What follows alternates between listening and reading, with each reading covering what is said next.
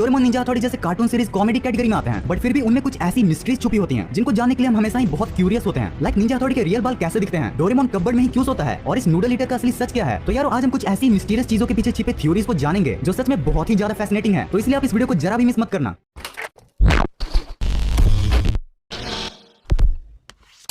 ये वाला सीक्रेट बहुत अमेजिंग है। देखो यार निंजा हथौड़ी को तो हम सभी ने देखा है और जाहिर सी बात है उसके बॉडी पार्ट्स को भी देखा है, except only one, his hairs. Ninja Hattori के किसी भी एपिसोड में हमें उसके बालों के बारे में नहीं बताया गया है। इवन एक एपिसोड में जब यूमिको को हथौड़ी के हेयर के साथ मैगजीन के लिए फोटो लेनी होती है तब भी हथौड़ी अपना असली बाल किसी को नहीं दिखाता। और गाइस सभी फैंस के लिए बस एक ही रिप्लाई देता है कि एक असली निंजा अपने सीक्रेट्स किसी को नहीं बताता, चाहे वो जिगरी यार हो या फिर बचपन का प्यार हो। अब जब इसी सीक्रेट को जानने के लिए मैंने इंटरनेट पर रिसर्च किया तो मुझे तो ना के बराबर चीजें हाथ लगी। बट फॉर्चुनेटली कुछ जुगाड़ करने के बाद मुझे जापान की एक वेबसाइट से ये पता चला कि जब एक इंटरव्यू के दौरान फुजिको फुजियो से सेम क्वेश्चन किया गया था तो उन्होंने बताया था कि अगर आप हथौड़ी के हुड को हटाओगे तो वो चिनमाकी, जिसे हम इंडिया में आवारा के नाम से जानते हैं, कुछ उसके जैसा ही दिखेगा। एंड गाइस अगर आप हथौड़ी के पापा एंड निंजास के रूल्स एंड रेगुलेशंस को ऑब्जर्व करोगे तो ये बात आपको कहीं ना कहीं सही जरूर लगेगी।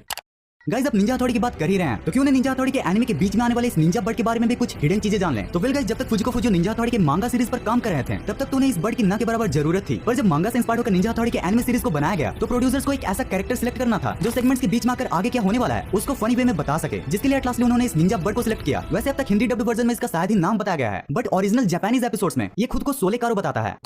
यार आपने कभी गौर किया होगा या फिर नहीं, बट क्या आपके दिमाग में ये सवाल कभी आया है कि जब से शिवासी डोरेमोन को नोबिता के पास छोड़कर गया है तब से ही डोरेमोन कपबोर्ड में ही सोता है। पर भाई क्यों? वो नोबिता के साथ भी तो सो सकता था ना, जैसा वो करता है जब उसे और नोबिता को कभी कभार घर के बाहर सोना पड़ता है। तो यार जैसा कि हम जानते हैं कि डोरेमोन फ्यूचर का एक रोबोट है और फ्यूचर में इवन रोबोट्स के भी अपने प्राइवेट रूम्स होते हैं लाइक डोरेमी। इसलिए डोरेमोन को भी शुरुआत से अपना एक प्राइवेट कमरा चाहिए था, बट नोबिता के पेरेंट्स के पास पैसों की कमी की वजह से उसका ये सपना सपना ही रह जाता है, जिस कारण एटलास्टली वो अपना कमरा कपबोर्ड में ही बना लेता है। वेल गाइस इस थ्योरी के सच होने के चांसेस काफी ज्यादा हैं, क्योंकि एक एपिसोड में हमें ये दिखाया जा चुका है कि डोरेमोन बहुत ही ज्यादा खुश हो जाता है जब नोबिता उससे ये बोलता है कि डोरेमोन अगर हमारे पास पैसे होते तो तुम्हारा भी एक प्राइवेट कमरा होता। बट वेल गाइस अनफॉर्चुनेटली ऐसा नहीं हो पाता है, क्योंकि कहीं ना कहीं ये हम भी जानते हैं कि एट द एंड डोरेमोन जैसे एनिमी शो को वहीं पर लाना पड़ता है जहां पर उसकी रियल कंडीशन है। भाई सारे एपिसोड्स को लिंक भी तो करा कर रखना है।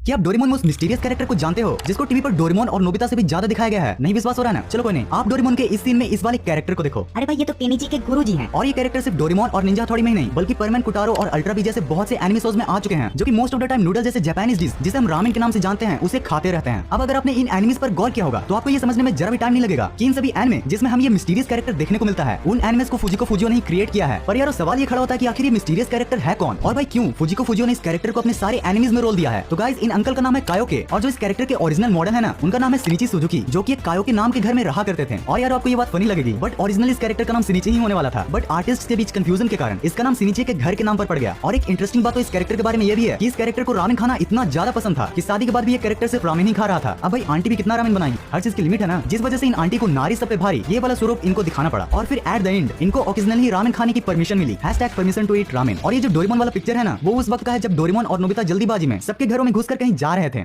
अब यार अगर हम डोरेमोन के मिस्ट्रीज की बात कर ही रहे हैं तो उनके पेरेंट्स के बारे में हम कैसे भूल सकते हैं? सुजुका's फादर, ये डोरेमोन सीरीज के वो कैरेक्टर हैं जिनके बारे में हमें ना के बराबर पता है, और अगर पता भी है तो बहुत ज्यादा कंफ्यूजन है भाई। पहली बात तो ये डोरेमोन का सीरीज में बहुत कम ही नजर आते हैं, और दूसरी बात कि अगर ये नजर भी आते हैं तो हर बार अलग अलग बॉडी शेप में। एग्जांपल के लिए आप इस इमेज को देखो और फिर इसको भी देखो, ये दोनों को डोरेमोन के एपिसोड में सुजुका के फादर के तौर पर दिखाया गया है ना। काफी कंफ्यूजिंग बात। वैसे जिन लोगों को नहीं पता उनके लिए मैं बता दूं कि इनका नाम है योशियो मिनामोटो, और डोरेमोन के फैंस आज भी इस मिस्ट्री को जान नहीं पाए हैं। और यार वो सिर्फ डोरेमोन के एनिमीज में ही नहीं बल्कि फुजिको फुजियो के लिखे स्टोरीज में भी ये कभी मोटे नजर आते हैं तो कभी पतले, कभी मूंछों के साथ तो कभी बिना मूंछों के, जिस कारण बहुत से लोगों का तो ये तक मानना है कि सुजुका की मम्मी ने जरूर दूसरी शादी की होगी, जिसकी वजह से हमें पुराने एपिसोड्स में ये और नए एपिसोड्स में इस फादर को दिखाया गया है।